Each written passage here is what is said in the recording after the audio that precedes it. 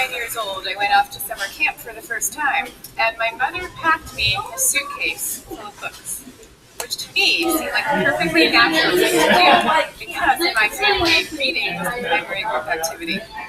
And this might sound antisocial to you, but for us, it was really just a different way of being social. You had the animal warmth of your family sitting right next to you, but you were also free to go roaming around the adventure land inside your own mind. And I had this idea that camp was going to be just like this, but better. I had a vision of 10 girls sitting in a cabin, mostly reading books in their matching nightgowns. Camp was more like a keg party without any alcohol. And on the very first day, our counselor gathered us all together, and she taught us a cheer that she said we would be doing every day for the rest of the summer to instill camp spirit. And it went like this. R-O-W-D-I-E, that's the way we spell rowdy, rowdy, rowdy, let's get rowdy. Yeah. So I couldn't figure out for the life of me why we were supposed to be so rowdy, or why we had to spell this word incorrectly.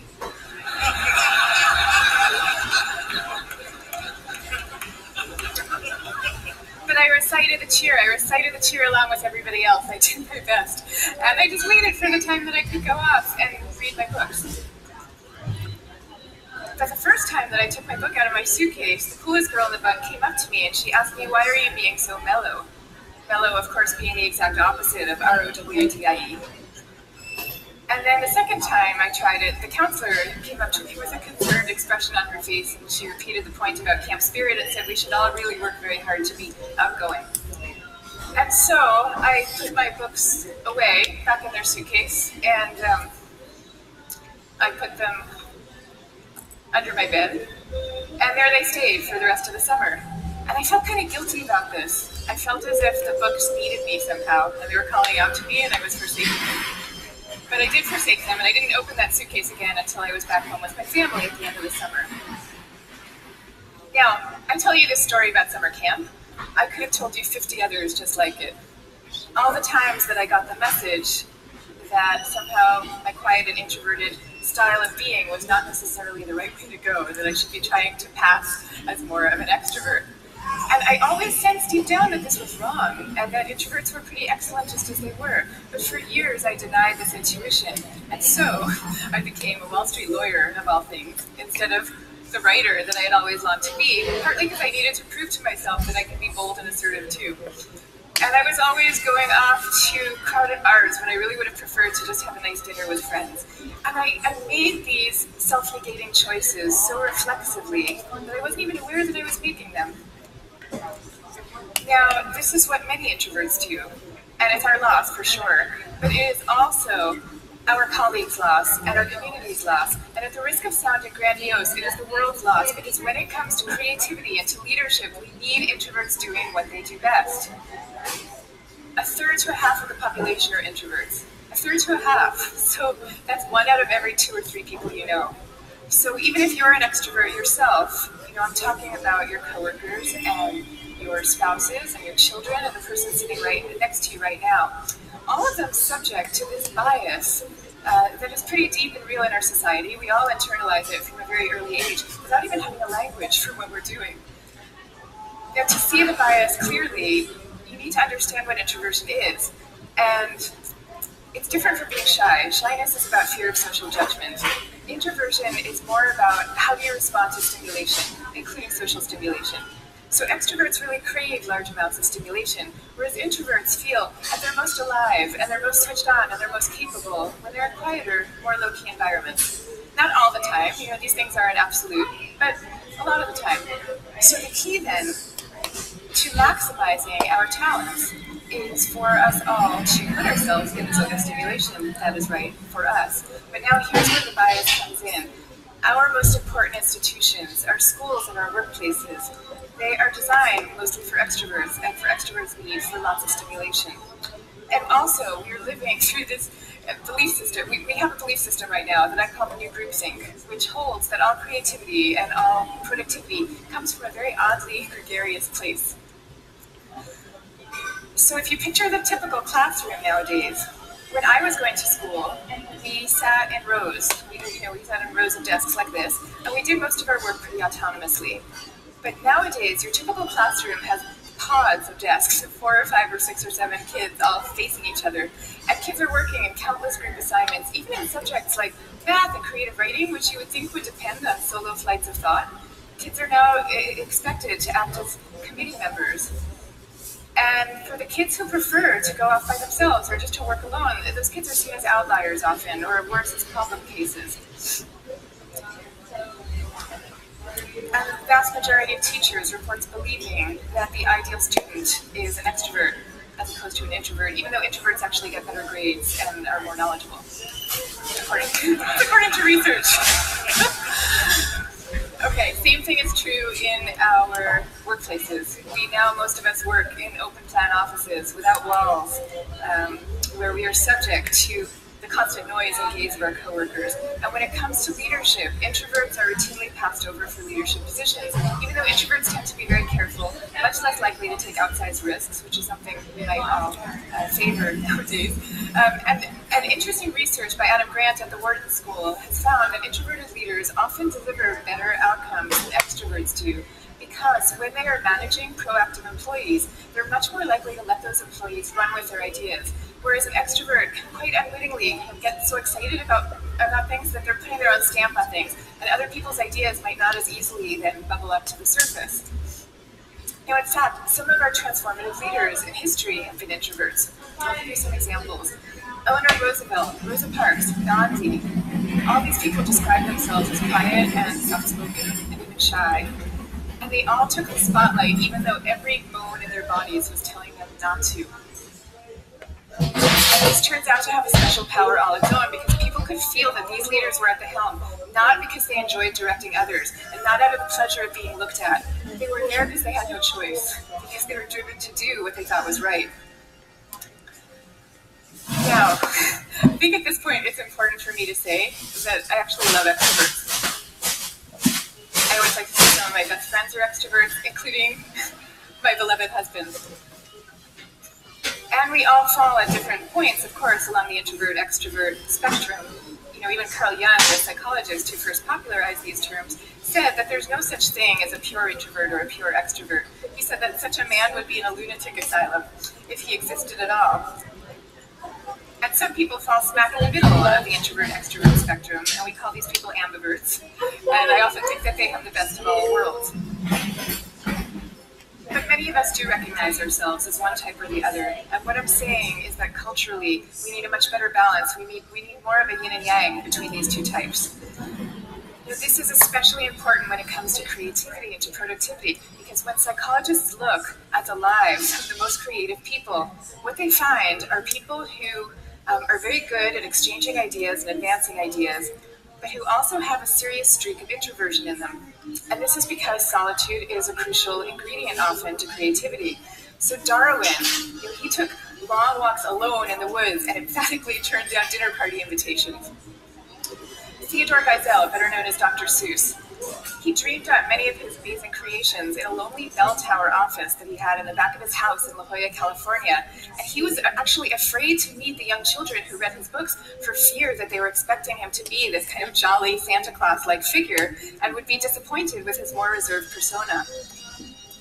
Steve Wozniak invented the first Apple computer, sitting alone in his cubicle in Hewlett-Packard, where he was working at the time. And he says that he never would have become such an expert in the first place had he not been too introverted to leave the house when he was growing up. Now, of course, this does not mean that we should all stop collaborating. And case in point is Steve Wozniak famously coming together with Steve Jobs to start Apple Computer. But it does mean that solitude matters, and that for some people it is the air that they breathe. And in fact, we have known for centuries about the transcendent power of solitude. It's only recently that we've strangely begun to forget it. If you look at most of the world's major religions, you will find seekers. Moses, Jesus, Buddha, Muhammad, seekers who are going off by themselves, alone, to the wilderness, where they then have profound epiphanies and revelations that they then bring back to the rest of the community. So no wilderness, no revelations. This is no surprise, though, if you look at the insights of contemporary psychology. It turns out that we can't even be in a group of people without instinctively mirroring and mimicking their opinions, even about seemingly personal and visceral things like who you're attracted to. You will start aping the beliefs of the people around you without even realizing that that's what you're doing. And groups famously follow the opinions of the most dominant or charismatic person in the room, even though there's zero correlation between being the best talker and having the best ideas. I mean, zero. So you might be following the person with the best ideas, but you might not. And do you really want to leave it up to chance? Much better for everybody to go off by themselves, generate their own ideas, freed from the distortions of group dynamics, and then come together as a team to talk them through in a well-managed environment and take it from there. Now, if all this is true, then why are we getting it so wrong? Why are we setting up our schools this way in our workplaces? And why are we making the introverts feel so guilty about wanting to just go off by themselves some of the time? One answer lies deep in our cultural history. Western societies, and in particular the US, have always favored the man of action over the man of contemplation.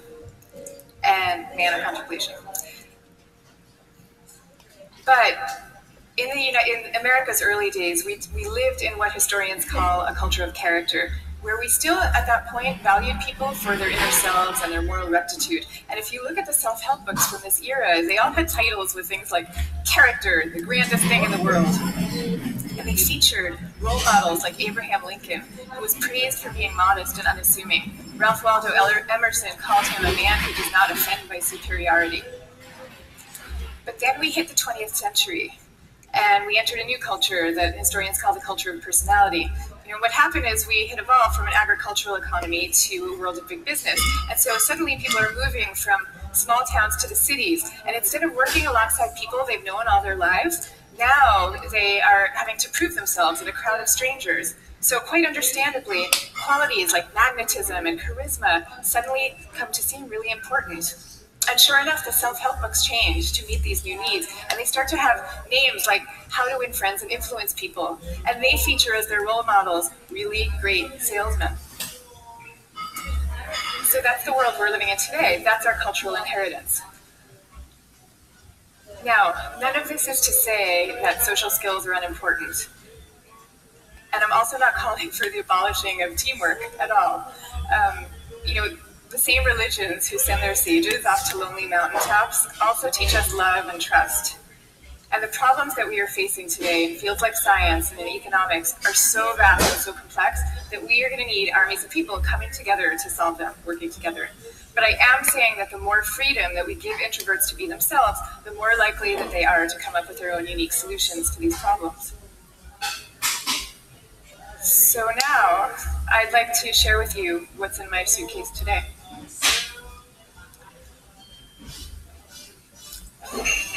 Guess what? Books. I have a suitcase full of books. Here's Margaret Atwood, Cat's Eye. Here's a novel by Milan Kundera. And here's The Guide of the Perplexed by Maimonides. But these are not exactly my books. I brought these books with me because they were written by my grandfather's favorite authors.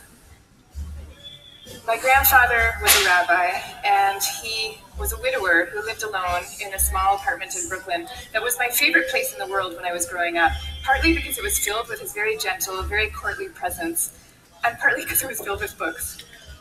I mean, literally, every table, every chair in this apartment had yielded its original function to now serve as a surface for swaying stacks of books. Just like the rest of my family, my grandfather's favorite thing to do in the world was to read. But he also loved his congregation, and you could feel this love in the sermons that he gave every week for the 62 years that he was a rabbi. He would take the fruits of each week's reading, and he would weave these intricate tapestries of ancient and humanist thought, and people would come from all over to hear him speak. But here's the thing about my grandfather. Underneath this ceremonial role, he was really modest and really introverted, so much so that when he delivered these sermons, he had trouble making eye contact with the very same congregation that he'd been speaking to for 62 years. And even away from the podium, when you called him to say hello, he would often end the conversation prematurely for fear that he was taking up too much of your time. But when he died at the age of 94, the police had to close down the streets of his neighborhood to accommodate the crowd of people who came out to mourn him. And so these days I try to learn from my grandfather's example in my own way. So I just published a book about introversion, and it took me about 7 years to write. And for me, that 7 years was like total bliss, because I was reading, I was writing, I was thinking, I was researching. It was my version of my grandfather's hours a day alone in his library. But now, all of a sudden, my job is very different. And my job is to be out here talking about it, talking about introversion.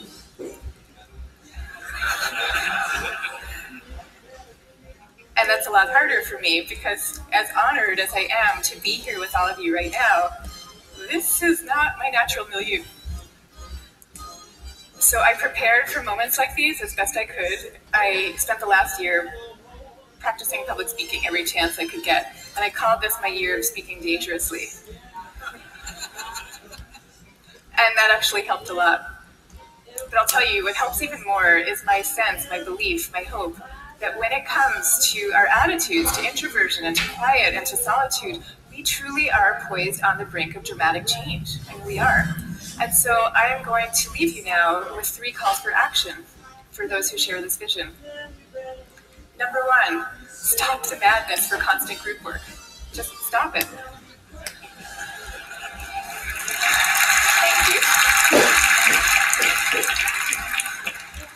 And I want to be clear about what I'm saying, because I deeply believe our offices should be encouraging casual, chatty, cafe-style types of interactions. The kind where people come together and serendipitously have an exchange of ideas. That is great. That's great for introverts, and it's great for extroverts.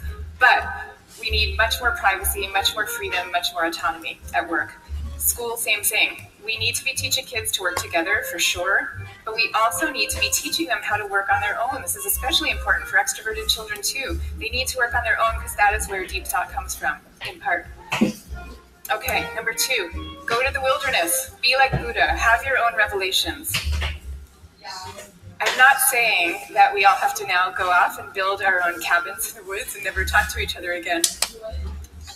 But I am saying that we could all stand to unplug and get inside our own heads a little more often.